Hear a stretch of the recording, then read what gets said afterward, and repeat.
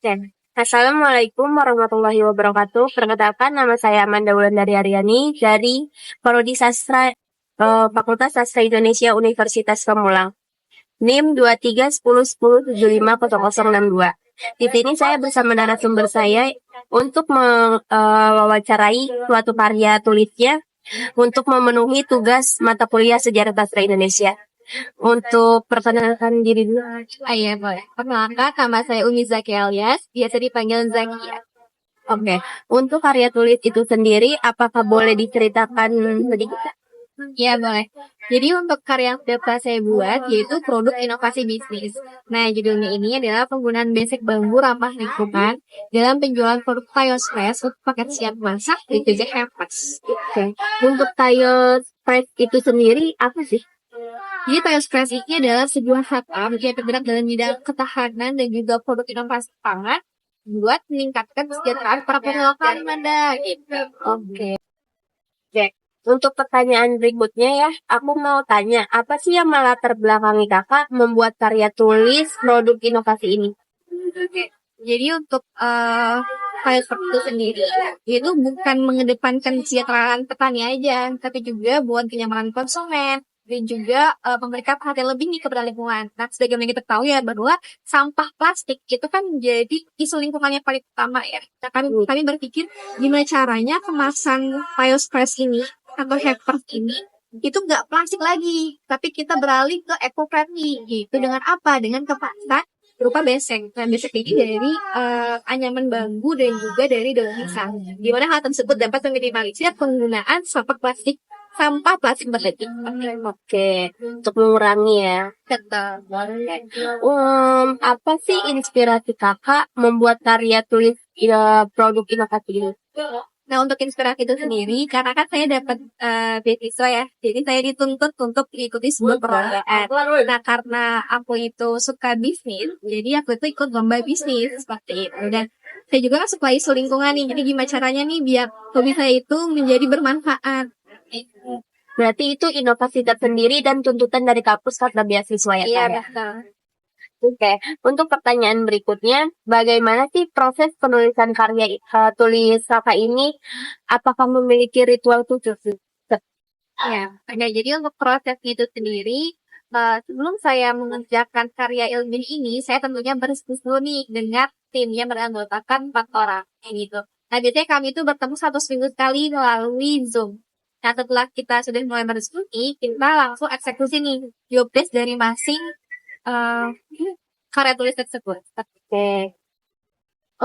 Jadi untuk penulisannya itu ritual khususnya mungkin membaca referensi dulu Iya, kali ya, betul. terus diskusi sama Betul. teman-teman. Oke, baik.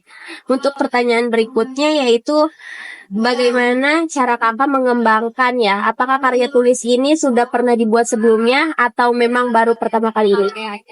Jadi untuk karya tulis ini sebelum itu sudah pernah dikembangkan ya oleh kakak tingkat saya. Dan di sini tugas saya itu melanjutkan produk inovasi ini gitu. Jadi memang yang sebelumnya itu masih berupa kemasannya plastik dan saya berubahnya menjadi kemasan basic yang tentunya itu ramah lingkungan. Oke. Bagus juga ya. Jadi produk inovasi ini bisa mengurangi sampah plastik ya. Betul. Jadi lebih ramah lingkungan ya. Sebenarnya selain mengurangi sampah plastik juga, jadi kehadiran kami ini juga kita memberikan kerjaan sampingan nih buat masyarakat desa atau perajin basic sekitar kampus gitu kan. Jadi memang di tengah pandemi COVID-19 mereka ya cukup terbantu ya dengan kehadiran pilot ini. Ya, memudahkan ya untuk mencari pekerjaan, membuka lapangan pekerjaan di era COVID itu kan ya, yang notabene pekerjaan itu sulit didapatkan pada masa itu. Oke, baik. Oke ya, kita lanjut pertanyaan berikutnya ya. Apakah kakak itu melakukan riset khusus untuk karya tulis ini? Sumber-sumbernya gitu? Apa aja gitu ya? Jadi untuk riset itu sendiri tentunya adalah riset pasar ya. Jadi kami melakukan door to door ke kompleks perumahan. Nah kemudian kami juga melakukan riset di Google Trends dan tentunya juga pakai jurnal ya yang ilmiah. Oh ya, mencari-cari referensi dari sumber-sumber lain itu ya. Untuk pertanyaan berikutnya itu apakah ada tantangan tersendiri nih yang menantang kakak untuk membuat karya tulis ini? Untuk tantangan itu sendiri tentunya dalam sebuah dimana kan masing-masing dari individu kan punya ide yang berbeda kan. Nah di sini kami berusaha untuk menyatukan hobi itu di mana sih kayak gitu. Yang kedua soal waktu, itu bagaimana kita bisa Membagi waktu membagi ya. waktu gitu kan, ketemu full tim gitu kan. Apalagi di era pandemi ya, yang notabene pasti untuk bertemu kan akan lebih sulit ya. Ada juga kayak kendala jaringan, ya pasti itu ada lah ya. Berarti via Zoom ya untuk bertemu membahas karya ini ya. Oke. Untuk itu apakah kakak memiliki penulis atau karya sastra yang menjadi inspirasi kakak? Ya, tentunya ada ya gitu ya. Saya sangat menyukai karya dari Kurniawan Kusnadi. Nah, kenapa kakak bisa suka sama pembuat karya Kurniawan Kusnadi ini? Saya suka karena di sana itu karya-karyanya banyak sekali pesan-pesan yang membuat saya itu tersentuh, tertampar gitu ya. Gaya penulisannya itu ringan, tapi tuh dan juga nggak menggurui gitu. Jadi tuh menurut saya tuh kayak